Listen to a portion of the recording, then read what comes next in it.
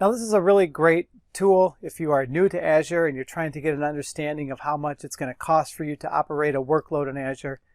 But even if you're already using Azure, it's a really nice tool for simulating if you were going to change your environment to use different services, or you want to try adding a new service altogether, understanding how much it's going to cost. This is a really great tool, and I want to walk through today how it works.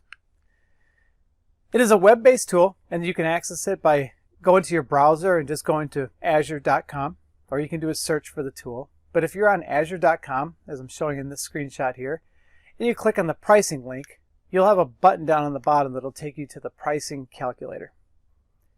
And when you open the pricing calculator, you'll get to this page here, the pricing calculator page. And what you want to do here is select the first product or service that you want to include in your estimate. Now I can do a search for the products on the Azure platform there in the search bar, or I can navigate using the black boxes on the left. In my case, for my estimate here, I do want to include an Azure SQL database, and that choice is available for me right here in the top row. And so this is how we start creating our estimate. Select a product. So I've selected my Azure SQL database, and this takes me now to this page here where I can start entering in information about my database. Now one thing I want to kind of point out from the top of this page here is that your estimate, you can give it a name. So by default I think it says your estimate, but you can name this whatever you want. So if you have a certain project you're working on, etc., you can create estimates for any thing you want, really. So I've just named this one Bob's estimate for this demonstration.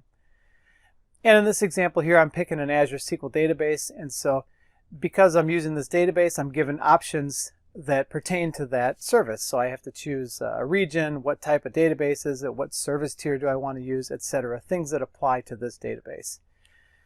And then once I've made those selections, it'll compute the price for this particular service and add it there in the bottom. And so now I can go ahead and add additional resources to my estimate. So for this example, I've added a Azure SQL Data Warehouse. Just for a quick example now, the Azure SQL Data Warehouse offers you the ability to choose a compute tier and then pay for your storage. That's all. It's separate, so they ask you for estimates on both of those components of the Azure SQL Data Warehouse.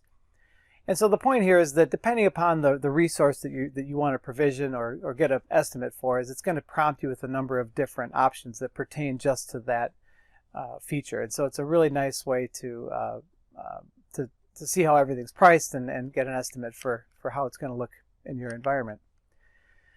Now once you're done making your selections about the components that you want to include in your estimate, you can scroll down to the bottom of your page and you have some options there for saving it or exporting it. Now saving it will save it to the portal, so you can always come back in here and edit it or change it as you need.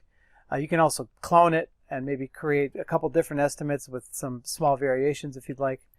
You can also export it, which will dump this out to an Excel file, and then you can email it and share it with your organization, etc. I hope you found this introduction to the Azure Pricing Calculator helpful. If you have any questions about the Azure platform, please reach out, let us know. Thank you.